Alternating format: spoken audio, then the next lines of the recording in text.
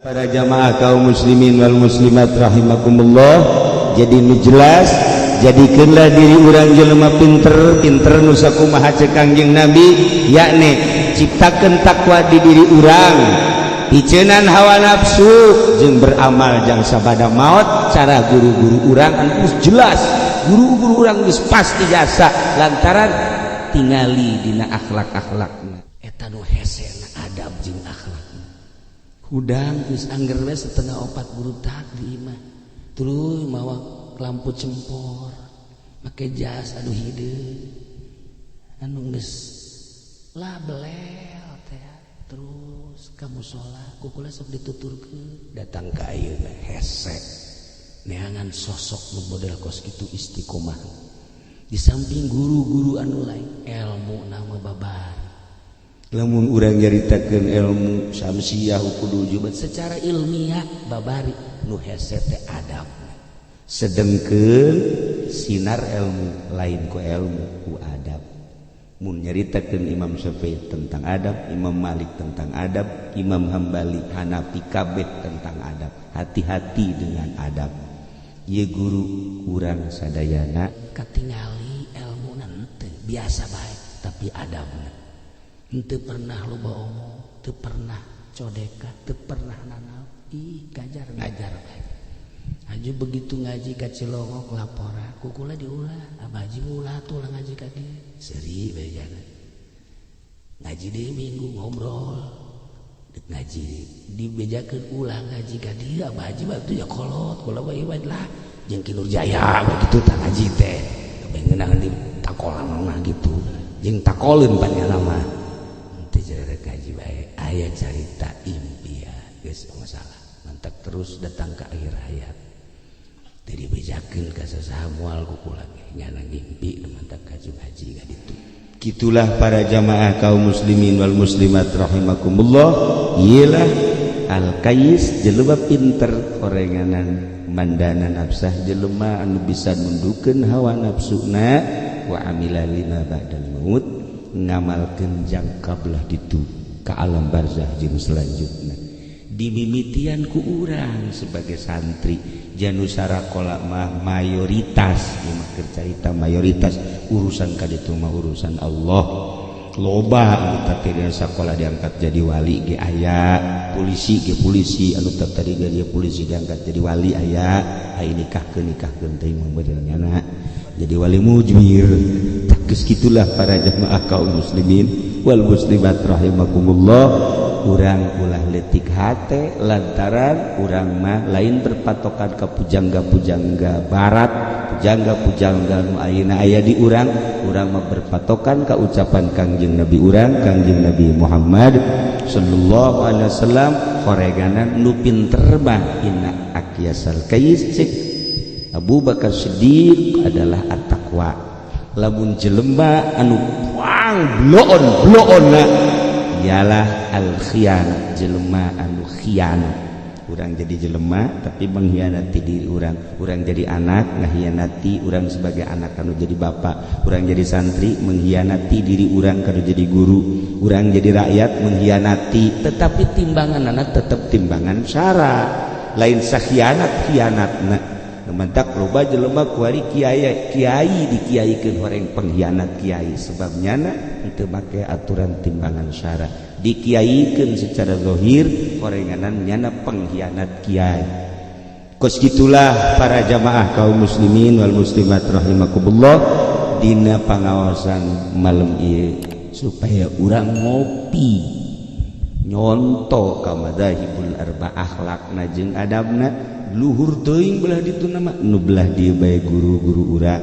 Mun eta tulisan bisa dipotokopi mantak naon atuh urang motokopi akhlak-akhlak guru-guru urang. Kumaha coba leumpangna, kumaha coba salatna, kumaha coba adab-adabanana eta nu kudu dikopi teh sing hade.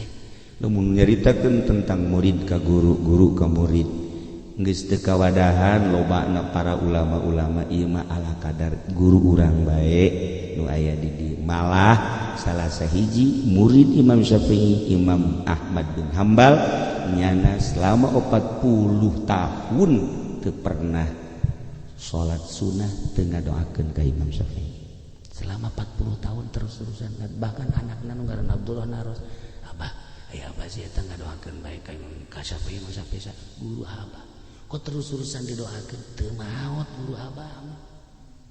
Lamun nekakeun maot mah beuh atuh hese ceng kanyawan teu maotna kumaha abah lamun boga masalah aju dihadiahan sok mere beja.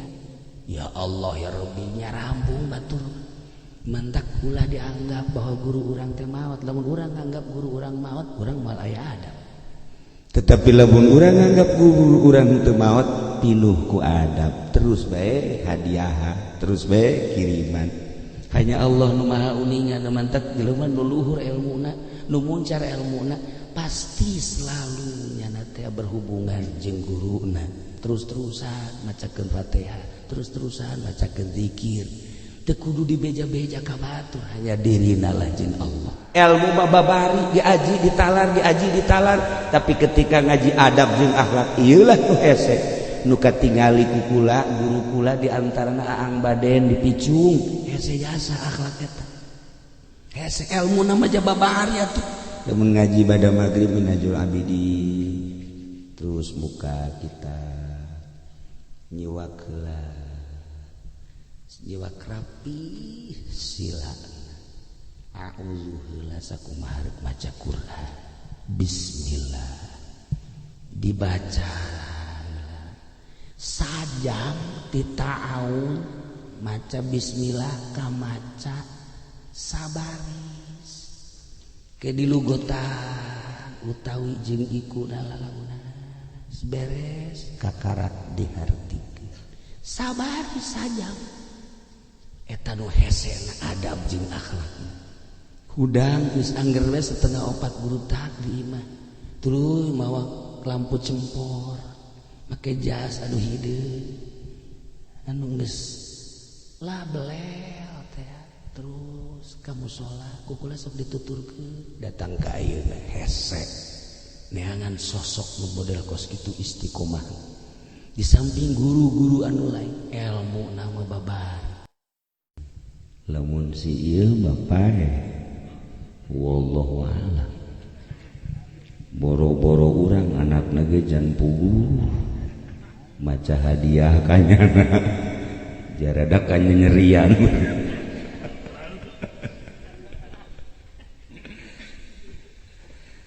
kalayan inayati Gusti Allah alhamdulillah. Padahal mah atuh geus teu kudu aya pangaosan di dieu mah atuh unggal detik ngaji unggal jam ngaji tapi meureun kulantaran ieu mah patali jeung kamaotan hayang aya ala kadar kira-kira nu mana nu lempeng ka sorga jeung nu mana ka neraka.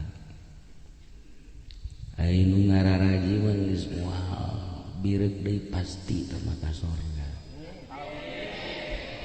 Tapi model ieu wallahu a'lam.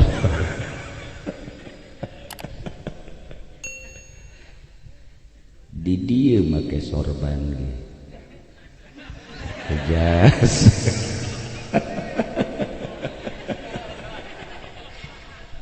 Ulah kaget lamun kapanggi di mall rupa narada beda ulah kaget lolondokan teh lain ngalagaan londok beneran.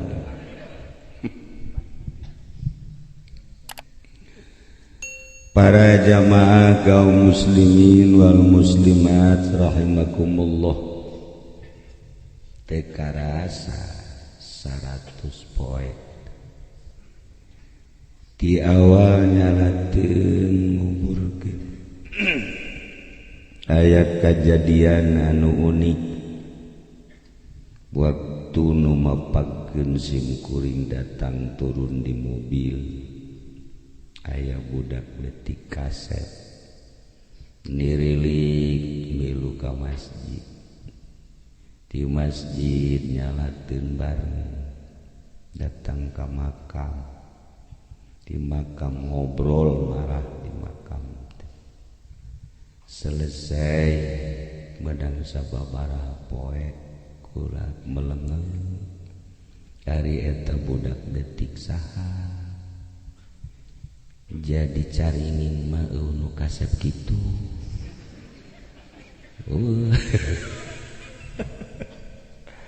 nanyakeunlah ka Ki Nurjaya teh budak letik saha ih sudah teh bawaan Cilongo oh geus lain alam berarti teh nanya deui ka Ki Haji Hamid neuleuh nama tapi teu memperhatikeun si Ki Haji Hamid nanya deui ka Ki Wahab teu neuleuh deui panah teh sekolah sababaraha jelema aya nu neuleuh aya nu henteu ka budak leutik eta tur rupana beda-beda aya nu kadeleuna biasa bae aya nu neuleuh teh setengah kasep aya nu neuleuh kasep geus teh diiget-iget harita teh barang pulang ti Gunung Karang liwat deui ka dieu breh deui budak eta ih panembongan deui bae geus bae teu kumaha dihadiahan ka sahana hadiahanana atuh jeung budak leutik hadiah ka Abah Ucup barang hadiah nanya eta budak leutik saha Abah seuri we Abah awal dicaritakeun terus cukup datang ka dinya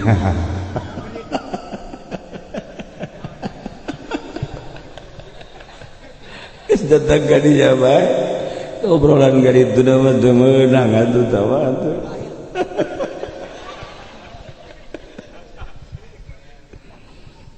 gitulah kejadian anu unik ternyata orenganan sababaraha dimensi ketika urang nyalateun mait teh loba nu dongeng baheula-baheula almarhum Abah tuluy aya deui guru ti Garut jeung sajabana kula wacan pernah manggih nu aneh-aneh mun ieu mah Sri sabada nguburkeun peutingna juga panggih ngan dibeungkeut ieuna atuh tah gara-gara hutang teu dibayar ririwa ngaranna meureun saarwah jeung nya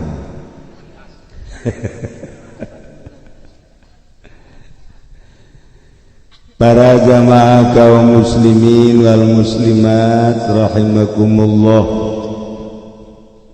lamun urang ningali di alam dunia ayeuna masyaallah nu pinter teh sabeuheung teh kuloba-lobana anu jadi profesor anu jadi doktor anu jadi cendekiawan wah macem-macem disandang kumanehanana dengan predikat anu macem-macem dibere prestasi anu henteu kira-kira di samping sandangan-sandangan dokteran des doktor profesor oge aya nu jadi menteri geus puguh presiden aya nu jadi gubernur jadi DPR beladieuna jadi bupati eta teh palinter jasi ieu mah dipaksakeun ge moal bisa jadi RT acan ja ijazahna geus bae ku beurit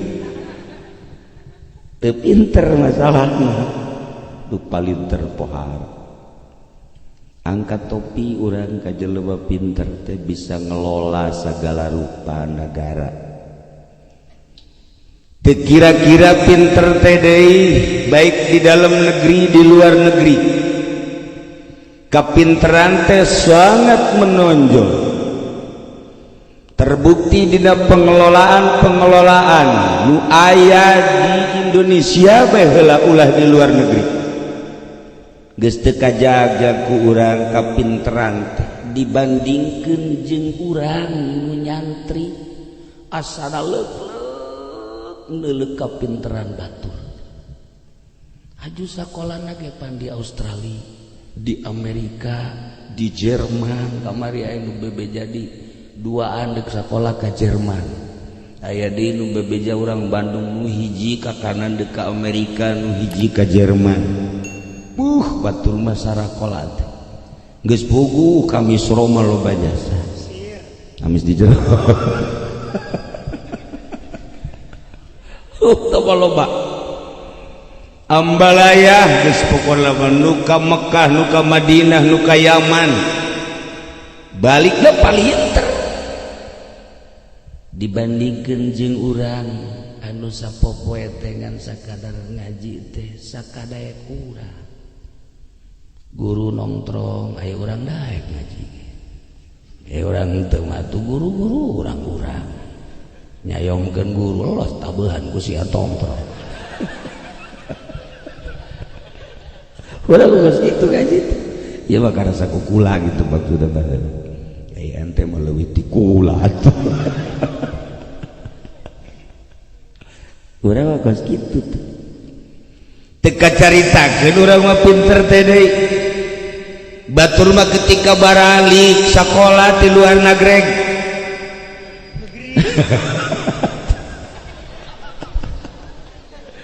di organisasi NU, nu di organisasi Muhammadiyah, nu di organisasi HTI, anu di Khuruj Ikhwanul Muslimin jeung berbagai organisasi-organisasi nu anjlug di partai, di Golkar, PDI, PKB dan lain sebagainya. Wajar pinter wajar mejeuna dik jara dinaon ge ja pinter ja urang mah teu satuju lamun si jadi bupati teu sae tiga-tiga acan demo aing mah ti heula teu satuju acak-acakan negara aing atuh si jadi bupati oh brengsek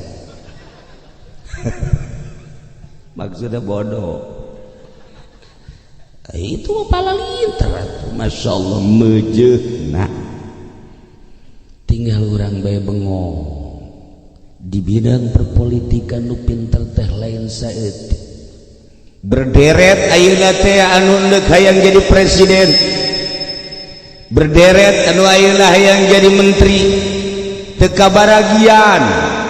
Berderet nu ayeuna hayang jadi gubernur, komo nu hayang jadi DPR mah mejehna antri harayang jadi nu kararita itu sebab pintar. Tetapi lamun urang make kaedah Kangjeng Nabi nu kararitu teh horenganan bodoh. Jaca Kangjeng Nabi mah nu pinter mah lain nu kitu. Nu pinter mah al kayyisu mandana nafsahu wa amila lima ba'dal maut. Jelema pinter mah jelema nu bisa nundukkeun hawa nafsuna,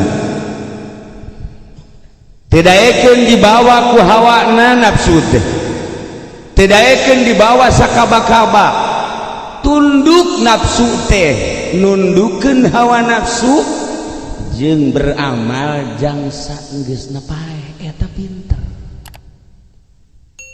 mentek pas cek Sayyidina Abu Bakar Siddiq radhiyallahu anhu inna akyasal kayis saenyana jelema nu pang pinter-pinterna tinu pinter mah at-taqwa jelema nu takwa. Jadi horeng boga ukuran jeung boga timbangan pinter teh henteu sakadar pinter duniawi. Ku Kangjeng Nabi teh ditimbang make timbangan syariat, lamun aya jelema pinter tapi henteu make timbangan syariat nu kos kitu jelema odob bodoh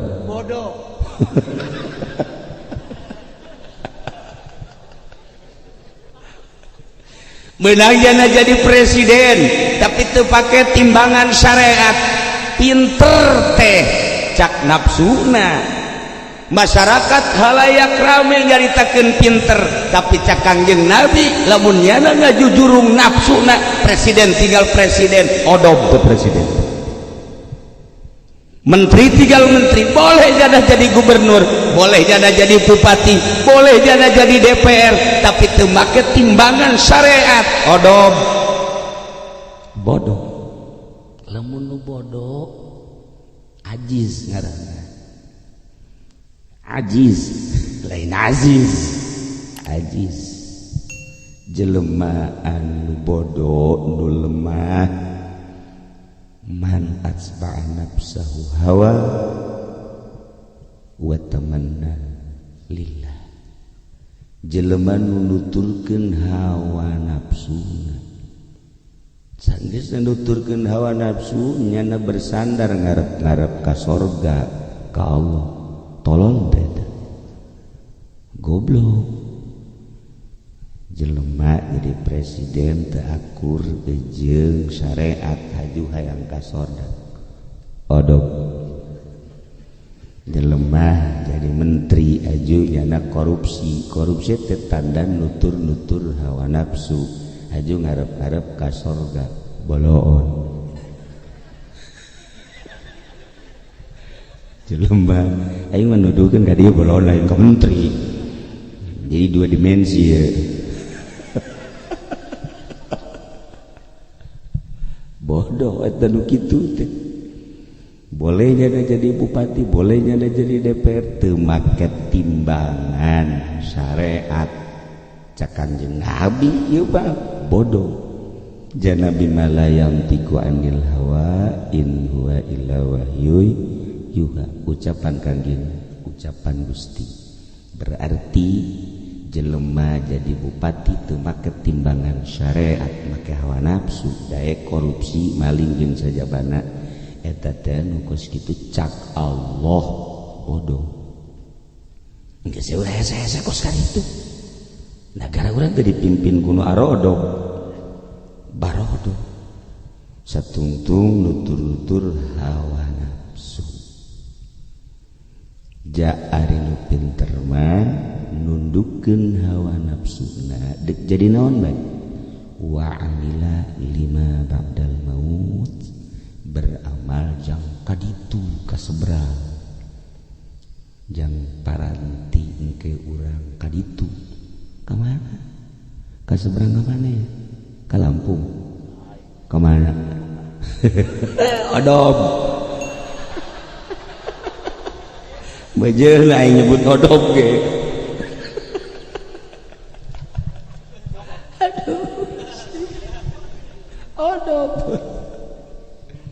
gitulah maksudnya supaya sadar oh kos kitu pare atuh lamun diparingpin ku nu barorodo urang nutur-nutur nu bodoh kiai nutur-nutur nu bodoh atuh sarua odobna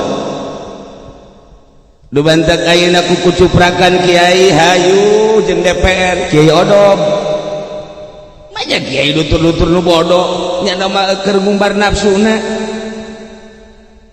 atuh tair batak geus gade kudu boga timbangan jeung ukuran syariat sebab urang bakal kaditu ka mana kaditu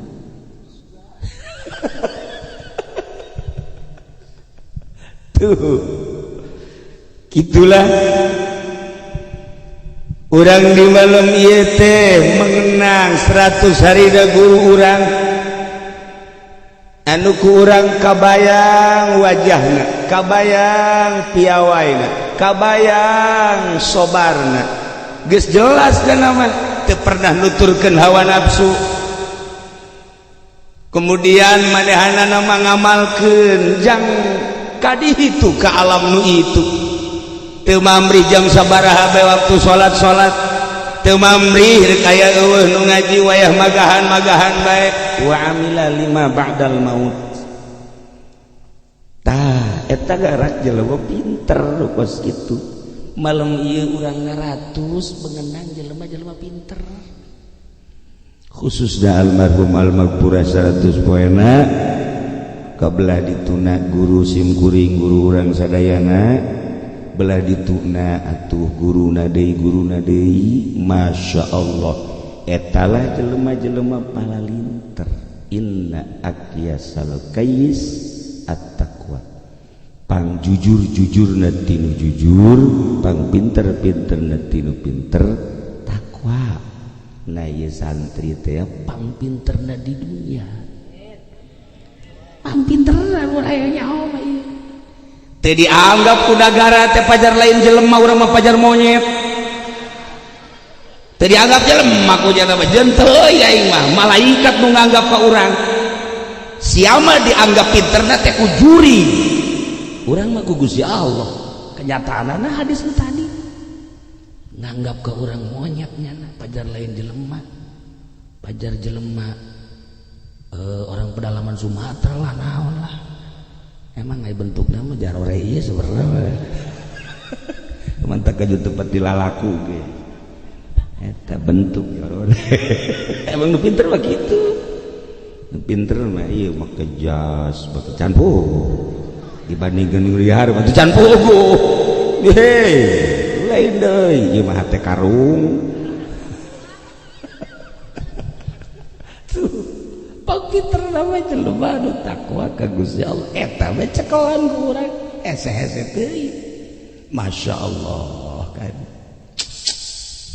contoh-contoh jelema nu palalinter tahun 80 Allah ngalahirkeun hiji manusia anu terkenang terus sampai ayeuna bahkan sampai yaumul kiamah terbukti jaga bakal di akhirat sosok manusia nu ngaranna Nu'man bin Saubah ialah Imam Abu Hanifah lahir di Kufah simkuring waktu ke Baghdad ziarah ka makamna ulaheun teu kan sok kaju hayang pipilueun teu nyarawa Masya Allah tahun 80 Hijriah lahir seorang manusia ngaranna Imam Abu Hanifah begitu lahir ketingali kecerdasanana kepinteranana istimewana pohar urang lamun ngobrolkeun Imam Abu Hanifah di kalangan ustad kiai santri geus teu aneh sebab ku urang ge osok ditaklidan ketika daruratna di Kufah mah lain darurat ge ditaklidan di Mekah sebagian mazhab Imam Abu Hanifah luar biasa ke kiai kaluar biasa anana emang kumaha teu sapira talar hadisna 1 juta hadis tah kakarak ulu Kidur Jaya maka karak inamal amalu biniate eta ge sabara panggung bapake eta deui tambah jeung irhamu eta ge teu ikhlas jeung ngangan berkat Imam Abu Hanifah teu kira-kira talar hadisna 1 juta hadis Masya Allah kan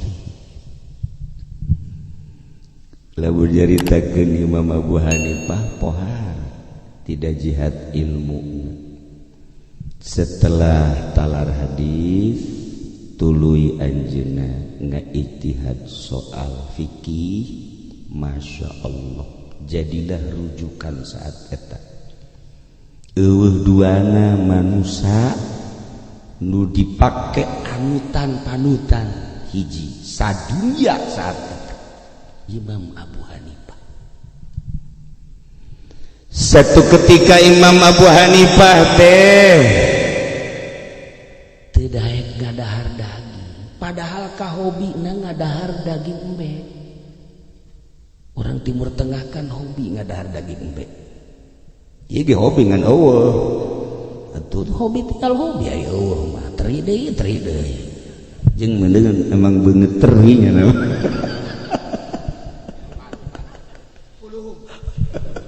Main kuluhum mah. Ini sorangan wae aturan. Ieu Bapak Abu Hanifah teh daek ngadahar daging padahal umurna saat eta kakarak ge 13 tahun. Teu daek ngadahar daging. Sabulan, 2 bulan, 3 bulan, 4 bulan sampailah setahun.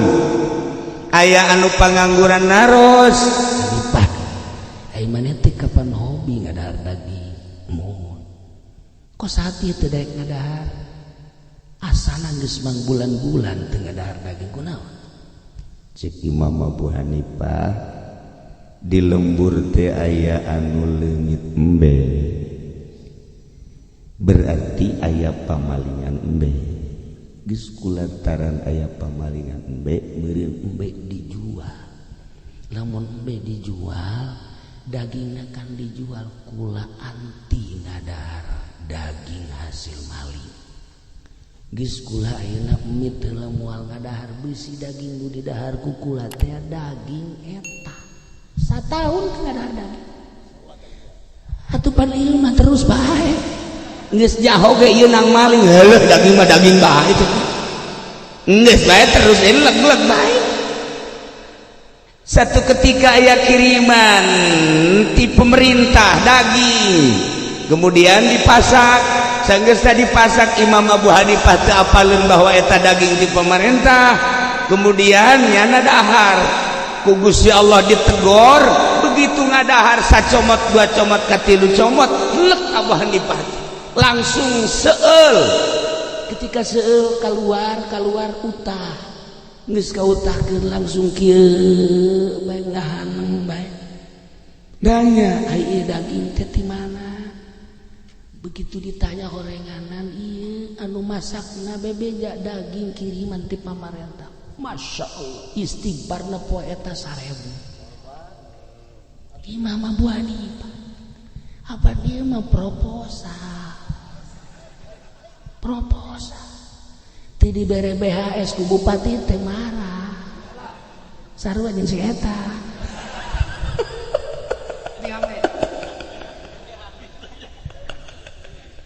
Kumaha coba lamun kaahengan Imam Abu Hanifah sakitu hebata bejeuna lantaran kawarwanana Masya Allah ialah disebut al-kayyis mandana nafsahu nundukeun hawa nafsuna wa amilal lima ba'dal maut sieun ke dihareupeun Allah. Lamun ke didahar ieu daging kumaha lamun daging hasil menang maling. Kumaha lamun didahar ieu daging ternyata daging pemerintah eta teh pemerintah baheula. Geus teu kacaritakeun pemerintah ieu. Kapan di Cisokang mah ngabaris ka pendopo. Ngabaris. Kasihan.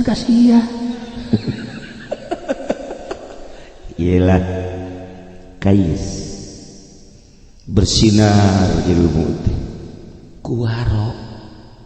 Masya Allah dari ieu sosok Imam Abu Hanifah teu kacaritakeun ti awalna panjang mun dicaritakeun ieu mah dicaritakeun warona pohara Imam Abu Hanifah, tapi tetep aya lalagaan Imam Abu Hanifah, aya lalagaanna kabeh ahli Allah masuk lalagaan. Ditaros Imam Abu Hanifah, Syekh lamun urang ki'i kemudian di lapangan ngahareupna ka mana? Tuh cek Imam Abu Hanifah geus malu batu ulah ngahareupan Baitullah. Oh mohon. Kartos kumaha lamun aya pipinding. Pipinding bahasa dia naon? Hahalang bodoh. Pipinding mete nyaho ieu budak. Hahalang. bahasa Garut ke Bandung dipinding karena pun aya halang mah kamu mana ge menang tetep utama nama ulah cek Imam Abu Hanifah teh. Kumaha lamun urang di jero cai? Urang di jero cai. Aju urang silem.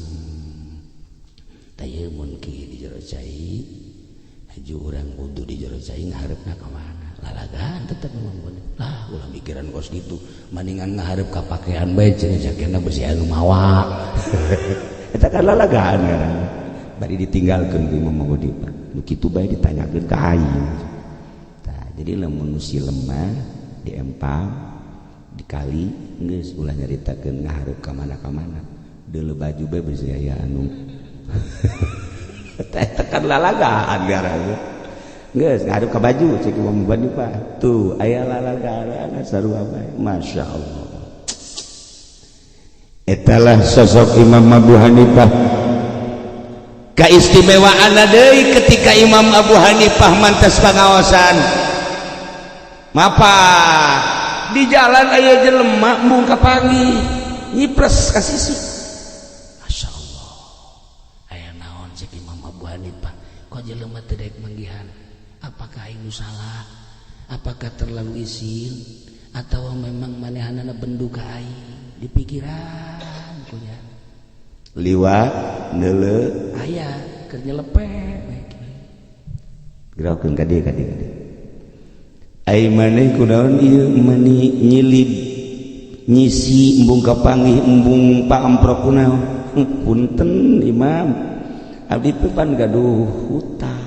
Oh hutang nuhun abdi gaduh hutang pada urusan dagang pan Imam Abu Hanifah mah dagang pakaian ta ieu kulantaran abdi can bisa mayar sabaraha duit engkara lah saeutik mun duit urang sekitar 7 jutaan sekitar 7 juta. Oh jadi maneh ku gara-gara boga hutang can mayar haju izin bung kapanggih dengekeun ku maneh bebas teu kudu mayar ulah izin aya pedagang nu kitu aya ya pedagang oplo ieu mah ayo coba tuturkeun Imam Abu Hanifah masyaallah karim ceng ulah izin lamun aceng boga hutang haju hembung kapanggih jeung mama atuh engke kumaha urusan ngajina meureun hembung kapanggih haju teu ngaji ku sebab hutang haju kahalangan ngaji ibadah ka Gusti Allah dengekeun ku aceng mulai ayeuna bebas hutang ulah izin teangan pedagang mun model kitu malah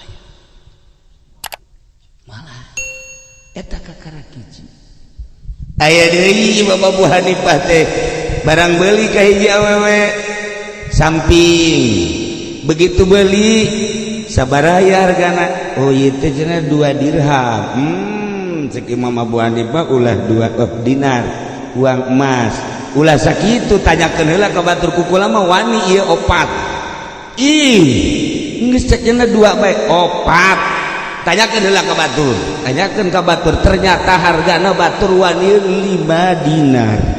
Tuh cek Imam Abu Hanifah ulah dia murah eta kan lamun batur mah nyaho harga 5 dinar kemudian kunyana ditawarkeun 2 dinar mun ku si ieu masih ditawar ku si ieu mah masih ditawar dipaling malah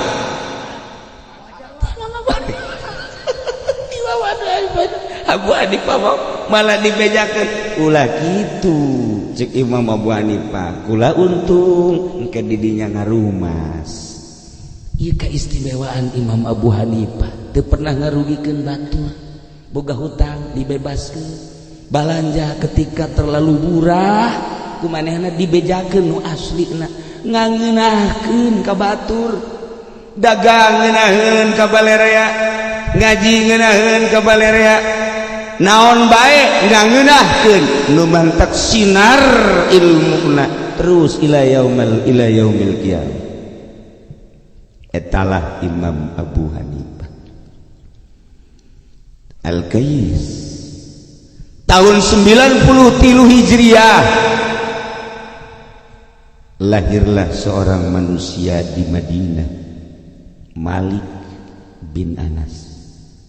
Imam Malik Begitu lahir luar biasa katingali wajah pipentreunana. Umur 2 tahun mulai nalal Quran. Terus di 2 tahun 5 tahun geus rada kataral-talar Quran teh. Umur 7 tahun geus paseh. Umur 12 tahun geus menguasai harti-harti jeung rahasia Al-Qur'an. 12 tahun. Si ieu mah lam yakunil kuari pohon lam yakunil. Duit ya coba ya. Lam yakunil. Mun teu poho, mun poho balik ka dia 1 juta.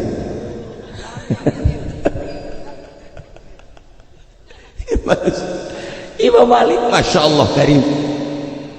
Umur 16 tahun geus bisa ngahimpun hadis. Jadilah muwatta 17 tahun geus jadi mufti di Madinah.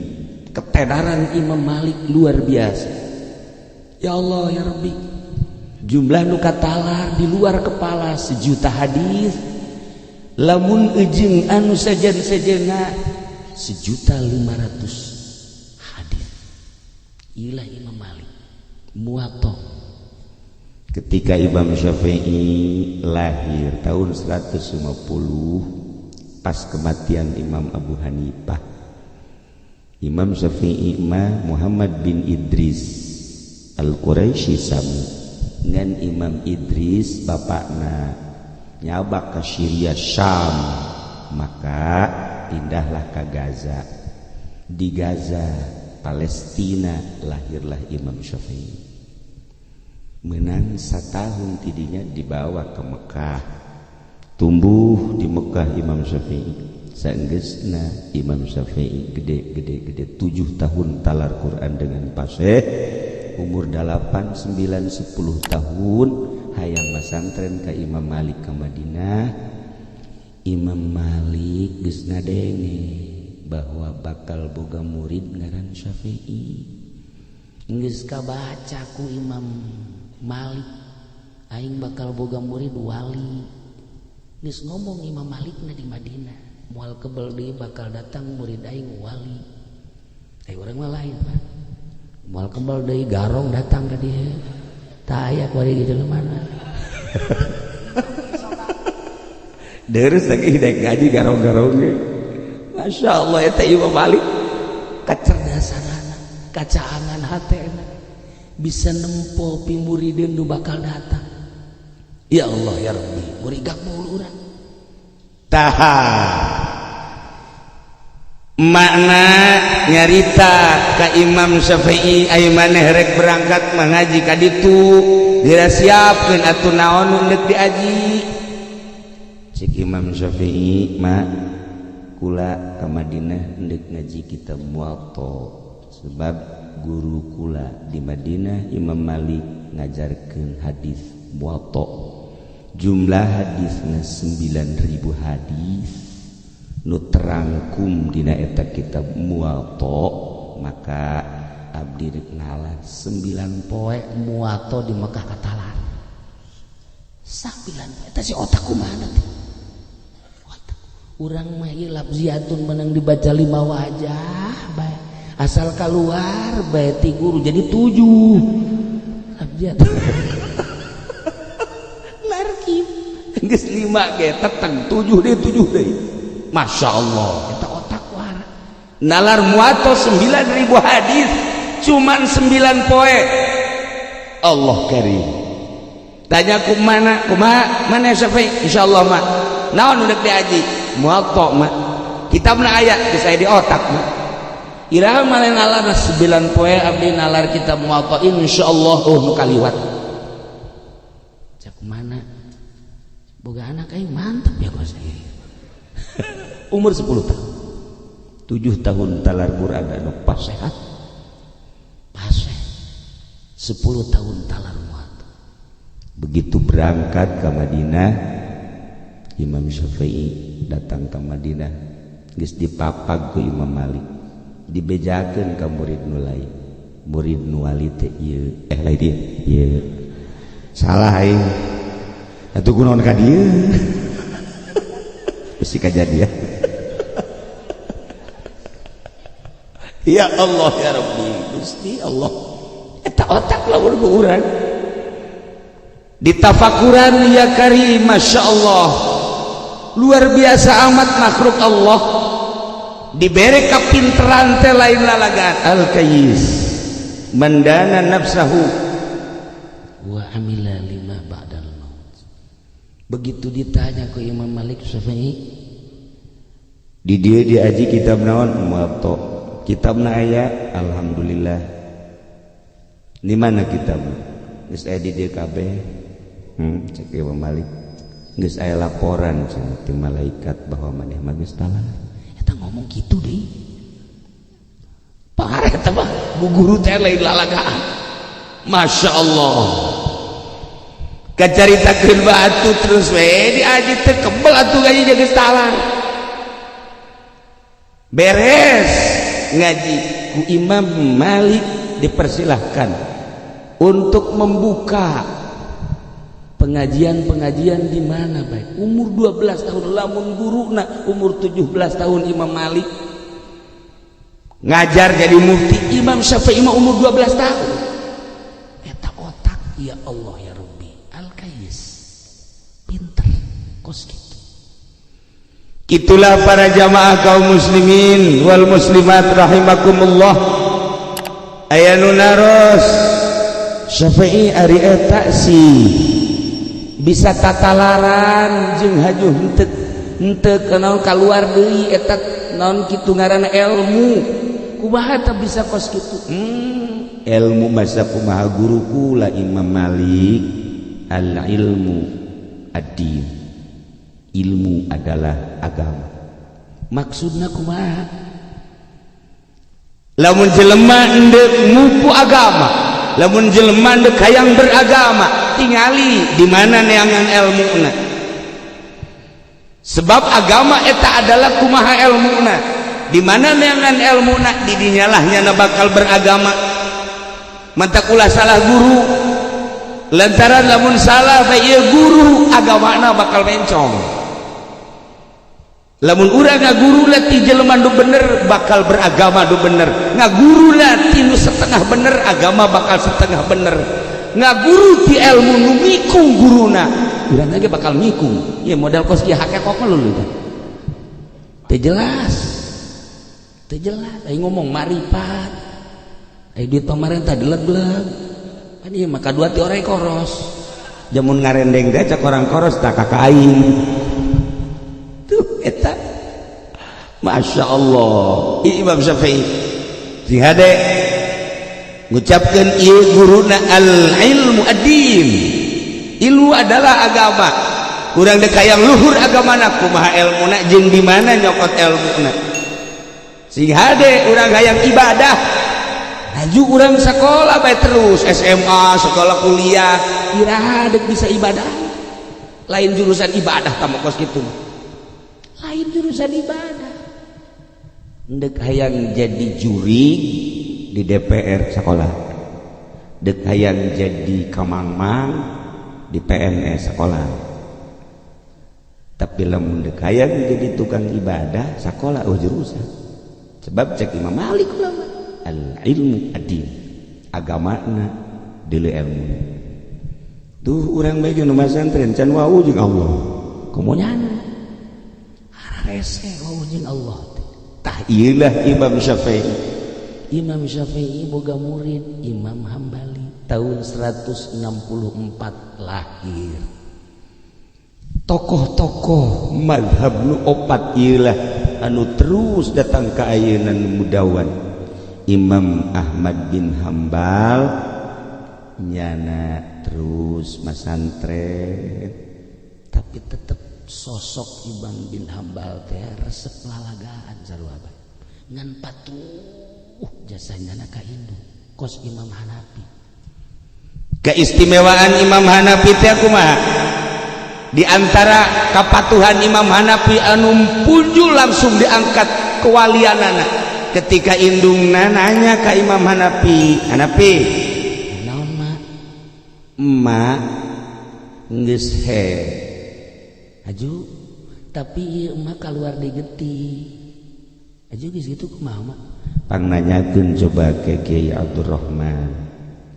Oh mangga mah kukulah rek ditanyakeun cicing mah di dieu nanyakeun Imam Hanafi Abdurrahman kula kawakilan ku emak aya naon ditanyakeun emak kula geus beres 7 poe ku hari aya deui kaluar tah eta getih naon aseserian Abdurrahman seseur kunaon sari atuh kunaon nanya ka kula ge pan ilmu teh ente pan kula ge ilmu ti mama kunaon nanya ka kula ieu mah parentah emak tuh masya Allah ieu mah parentah emak lantaran cek emak tanyakeun ka Abdurrahman ih cek Abdurrahman atuh pan kula ge ngaji teh di mama manya mama kudu nanya ka kula ieu mah ti emak geus sakitu bae emak kula ditananya ka ente sanajan ente murid kula lantaran emak ditananya atuh geus bae mah nanya jawab ka jeung kumaha embung ya hanya guru kula ieu mah parentah emak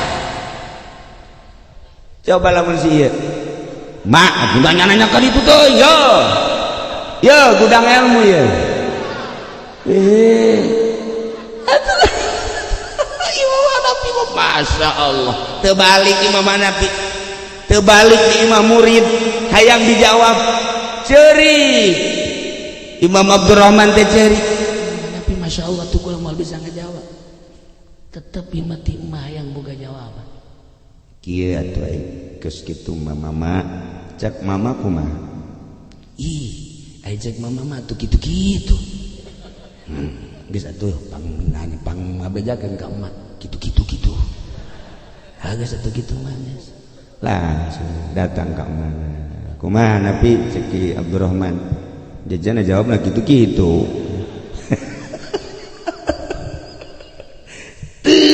leuwih teu kurang tetep bae kitu bae masya Allah mana nanyakeun Hanafi ieu mah supaya jelas kumaha eta geus ti dituna sakitu mah kula geus nanyakeun sakumaha parentah emak ti harita diangkat kawaliana ku Gusti Allah jadi kutub ku tawadu ilmu geus dibikeun ka murid tapi mana ditanyakeun ka murid daekeun Imam Hanafi mah sakitu sajuta hadis katalan ditananya ka murid dae coba sih ya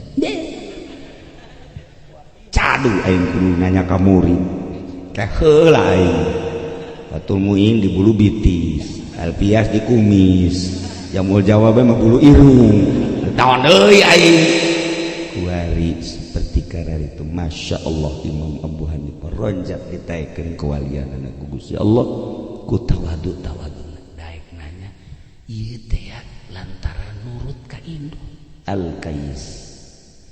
Ditanya, kunaon bisa jadi kos kitu sih? Cek Imam Abu Hanifah ilmu teh ulah dianggap sepele kadang aya di kula di batur kadang aya di batur di kula ku ayana sakitu kula menghargai ka perintah emak meureun nu mantak kitu ge lain semata-mata nitah asli nama emak teh eta teh kan ti Gusti Allah kos kitulah ahli-ahli Allah nu mantak cek Imam Hanifah lain lalagaan ilmu teh berat mawa ilmu teh ai kaberatanana lain sakadar dibaca lain sakadar disurah tapi berat teh engke di hareupeun Allah bakal ditanya maneh dibere ilmu datang ka mana ku aing ka nyaho maneh geus di ka mana diamalkeunana eta nu kula di pikiran saking Imam Muhammad urang mah pan teu mikiran engke kuari bae sandanganana DRS doktor profesor dan lain sebagainya diamalkeun mah henteu dibuka kope anak botak sakumaha bol monyet hebat tapi diamalkeun mah henteu deuk nanaonan tah lagi Bapak Abu Hanifah masya Allah gitulah Imam Ahmad bin Hanbal nurutna kanu jadi guru kemudian Imam bin Hanbal teh ku bener-bener manehanana nalar Al-Quran nalar hadis jeung nalar bahasa-bahasa ti pujangga-pujangga Imam Ahmad bin Hanbal teh datang ke umur 40 tahun teu kawin ketika ditanya ku indungna dititah kawin cik Imam Ahmad bin Hanbal mak asana neuleuh awewe teh sarua bae jeung neuleuh tatangkala. Kan bisa begitu, bener teh normal, lain teh normal mah. Dina harti eueuh karesep, lamun geus inget ka Gusti Allah neuleuh awewe teh ya sapira mah. Kos kitulah. Pan urang mah ka ngaji ka karak watu tanawau ge geus susuratan. Watu tanawau. Ya Allah ya Rabbi kok bae da geus gara rampang biasa. Ulah-ulah budak mah ieu ge aneh nya. Masya Allah. Atuh kan teu pantes kolot kieu boga HP na. Ya Allah ya Rabbi. Memes da HP udang hes HP heula. Leumpang HP. Teman setia, engkau adalah HP. Mudah-mudahan engkau terbawa ke kuburan ya HP. Sebelum aku mati, malaikat munkar nakir akan ku HP dulu. Cek malaikat munkar dipodem cek wae. Iya jelema nu blon teh kos ieu. Teu garagap diri geus kolot masih kan. Al-Qur'an ge dipencet nuluhur lu handap mah susu. Salah mencet bahaya. Kos itulah ialah al-kayis, sosok-sosok manusia pinter anu bisa nundukeun hawa nafsuna tertanda, bisa nundukeun hawa nafsuna. Quran ditalar, hadis ditalar, berbagai-bagai ilmu ditalar, sanes ditalar teu pernah kaluar deui. Masya Allah kulantaran horeganan al ilmu nurun, ilmu teh cahaya cek Imam Syafi'i ketika nyarita ka Imam Waqi'. Imam Waqi' ngajawab wa nurullah la yuhda li 'asy. Cahaya Allah moal dibikeun ka jelema nu sok main HP. Moal bisa. Caang hatena. Imam Syafi'i urang lamun ka Mesir aya makom Imam Syafi'i. Memehna makom Imam Waqi' guruna. Tuh di Mesir mawatna lamun Imam Ahmad bin Hambal mah di Baghdad, Imam Hanafi di Kufah, Imam Malik di Madinah. Ialah sosok-sosok manusia anu pinter nuku urang kuari dijadikeun mazhab. Wajeun kuku bahagia moal kaluar ti dinya. Jauh teuing urang lamun numpo ka para mazahibul arba'ah. Belah dia bae nuku urang sok disebut-sebut guru-guru urang. Lamun guru urang di dieu Abah Haji Yusuf Kataji kacipta ku urang katawatuana. Almarhum almaghfurah sami Kiai Haji Rafi'i. Ilmu teh teu kaciri, itu kaciri teh tawaduna. Tara nyirikeun ilmu sakumaha Imam Malik di papatahan ku guruna sanggeus tatalar sejuta hadis dijieun kitab Muwatta. Salah satu guruna awewe Ibu Hurmuz diantarana deui guru-guru nu lainna meujeunna ilmu anjeun teh Malik tapi hiji awas ucapkeun ku anjeun la a'rif. Mun ditanya la a'rif sakitu bae. Masterna teh lain dibere baju jubah, lain dibere topi anu aya buntutan teh. Masterna teh Imam Malik teh dibere awas ucapkeun la a'rifu. Nu mantak loba bahasa saya tidak tahu. Ketika ditanya abdi teu terang, ketika ditanya abdi teu terang. Apa ari ieu mah teu nyaho ge? Ka dieu ku aing. Ka dieu ku aing teu nyaho ge. Masyaallah ayo ka dieu. Nya aing geus kolot teu bisa kos kitu acan. Sotoy. Ya nyaho agan. Ya Allah, ya Rabbi. Kis-kitulah ahli-ahli Allah. Di antarana Imam Syafi'i deui. Ketika Imam Syafi'i kedatangan tamu make udeng-udeng, make jubah, mawa tasbih, kocrek. Kan anu asli mah tilok di keluar-luar ke tasbih. Ayo.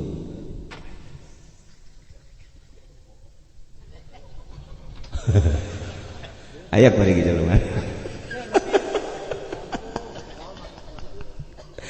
Imam Syafi'i warawati jelema beureun ahli Allah beureun. Kieu deui di hari Imam Syafi'i mah. Imam Syafi'i kan sila kieu. Makanya Imam Syafi'i kan gaduh panyawat ambeien. Sila. ku ngahormat eta ka aki-aki besi pinter jasa jeung besi wali geus pegel suku ditahan jak kieu deui pantas beuh pohara jadi orang sampai ya sajam deui biasana ringsek teh suku ieu sepegal jasa cak kena ai praknanya ka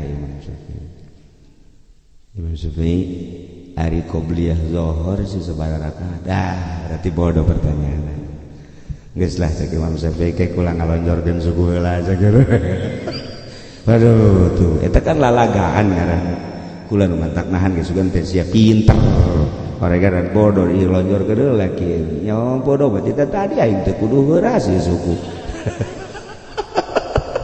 eta bahasa lalagaanana tetep kiai ahli Allah teh sok lalagaanna kurang lamun jeung Abah Ucu emang teu lalagaan masyaallah kula mah geus dataga kuari teu kapopohok ahli Allah mah geus pake lalagaan untuk kukula sok ditakolan deui sebab naon eta emang mah takoleun nah eta Imam Syafi'i teh kos kitu kaharti geus aing geus kolot kitu nanya qobliyah mah berarti can jero cek ngalonjorkeun heula cek aki-aki bu aing dijawab ku lonjoran burung gitu kan cek aja model siapa eta kan lalagaan berarti ngukur ieu adab Imam Syafi'i padahal geus nyahueun jelema ieu teh lain pangkat wali jawali maka jahuan ku wali deui lain cuman ada ngan ketika insan keluar bahasana tetep make adab ketika keluar bahasa bodohna dijawab ku kabodohan deui gitulah Imam Syafi'i di antara nu hebat Imam Syafi'i aya jelema wawalianan datang ka Imam Syafi'i cek manehanana sagala rupa ge Syafi'i kumaha hate sanajan urang hebat kan ge hate teh hebat teu bae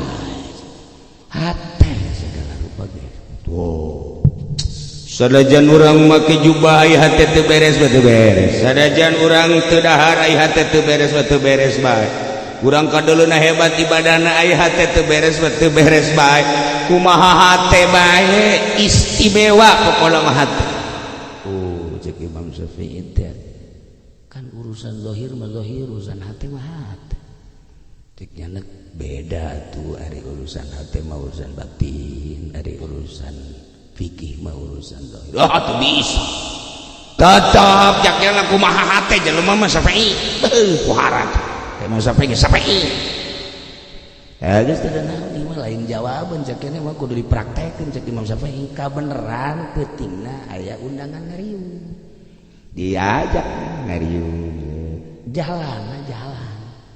jalanna eta batu mangulu kabeneran Imam Syafi'i mah make sendal anu biasa di Timur Tengah teh ya aya talian nu nyana kabeneran sendalna rusak sabeula jadi berangkatlah dilewatan kan loba batuan teh nyana kikituan aduh Syafi'i kumaha ieu ye tuh kumaha hate bae ulah heses jelema mah kumaha hate cak jana ieu mah lain hate ieu mah nyeri atuh rasakeun ku sia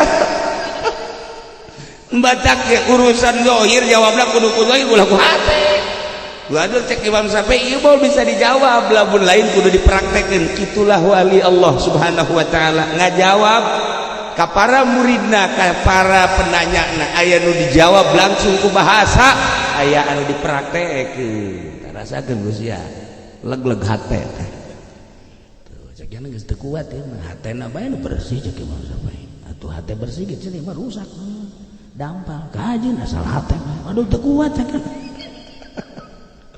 tuh urusan aurat teu bisa dijawab ku hate urusan aurat mah aurat bae deuk datang ka mana lantaran kuari aya bahasa kieu loh sanajan di jilbab ge aya hatena teu beres mending urang teu make jilbab tapi hatena beres salah jawaban zahir mah zahir atuh hate mah hate oh sanajan kiai ge aya hatena teu beres bae yo sanajan aing mah kos ge make celana pendek hatena bae bersih atuh lain deui kapten ikatan kesebelasan ini tapi teu pernah seri eleh bae iya jelemana Itulah para jamaah kaum muslimin wal muslimat rahimakumullah.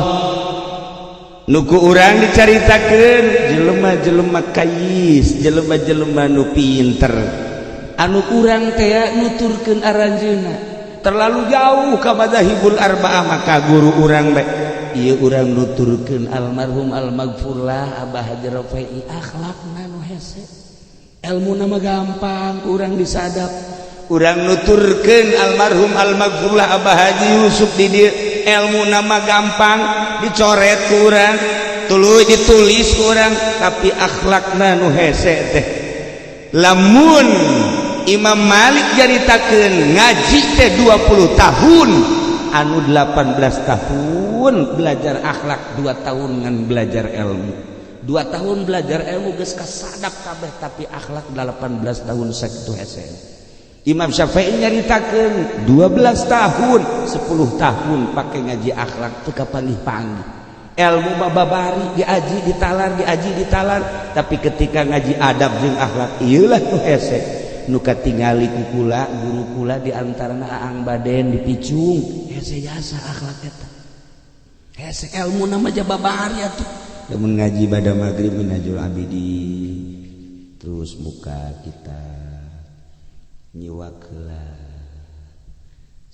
rapi sila a'udzubillah sakumaha maca Quran bismillah dibaca sajam tita'aun maca bismillah ka maca sabaris ke dilugotan utawi jeung iku dalaluna beres kakarak dihartikeun sabaris sajam eta nu hesena adab jeung akhlakna.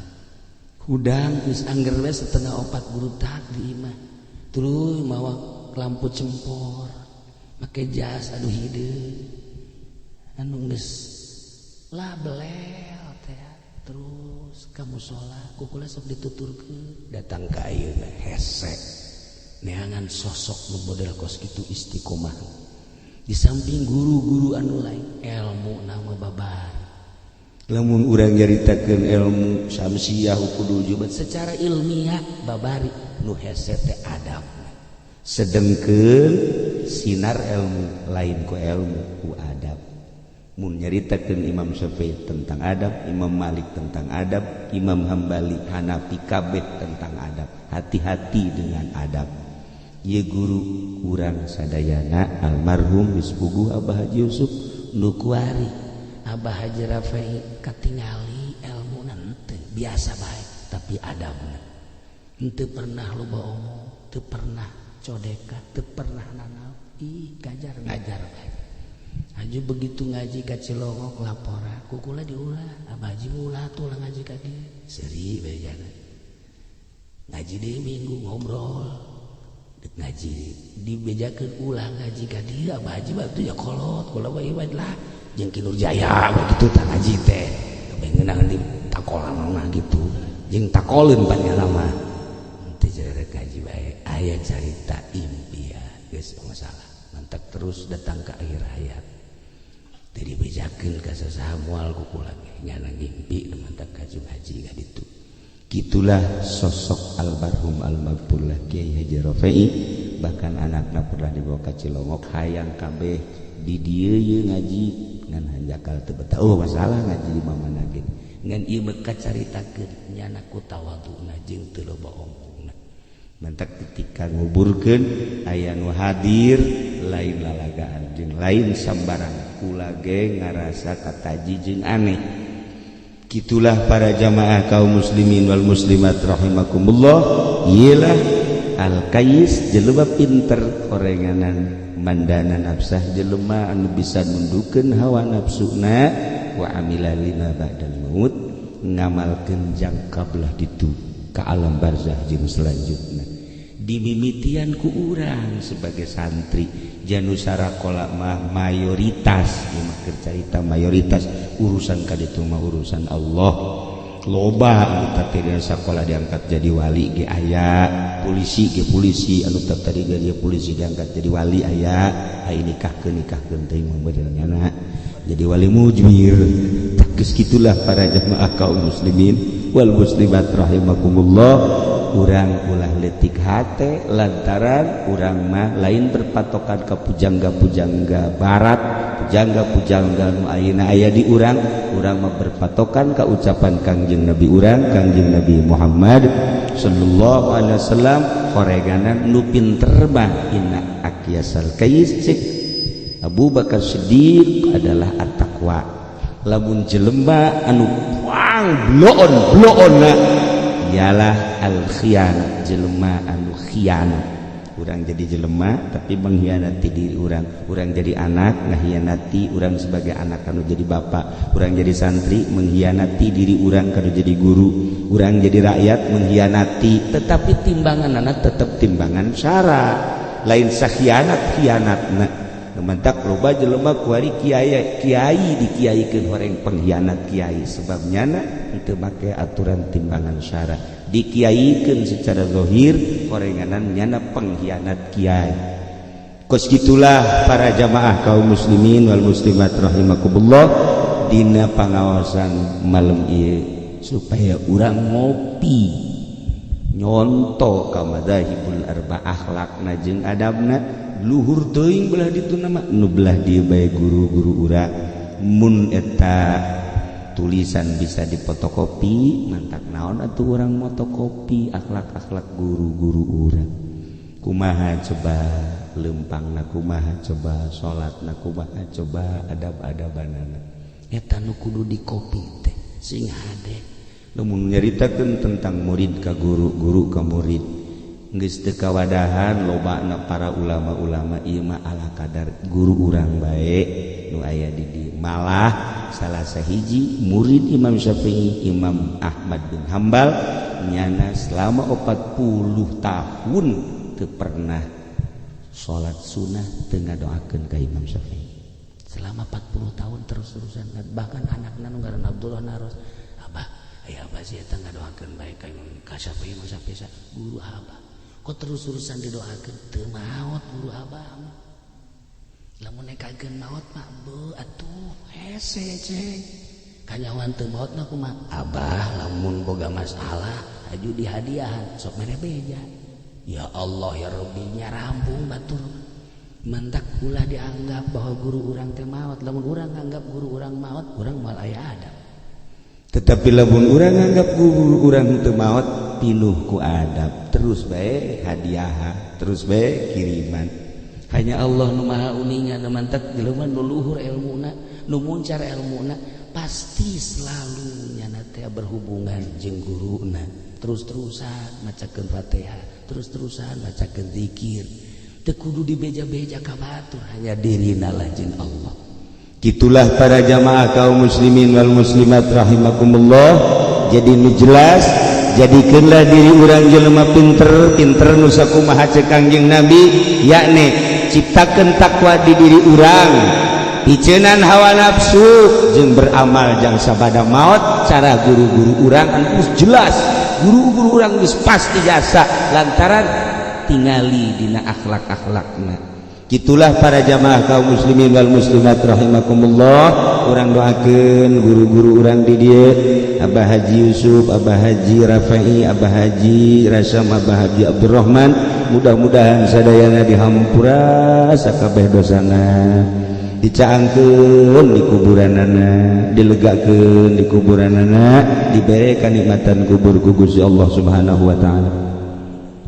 Urang sadaya terutama para santri mudah-mudahan diberi bararta, diberi daraik ngajina, diberi terbuka hatena, diberi manfaat ilmuna, dijadikeun ahli ibadah ku Gusti Allah di akhirat. Urang babarengan jeung guru-guru urang jeung bendera Kangjeng Nabi Muhammad sallallahu alaihi wasallam. Allahumma salli wa sallim ala sayyidina Muhammadin fil awwalin wal akhirin wa barik wa sallim wa radiyallahu ta'ala an sadatina wa sahbi sayyidina Rasulillah ajma'in. amin ya Allah ya rabbal alamin. Allahumma arham ummat sayyidina Muhammad, Allahumma ajbur ummat sayyidina Muhammad, Allahumma asli ummat sayyidina Muhammad, Allahumma farij an ummat sayyidina Muhammadin sallallahu alaihi wasallam.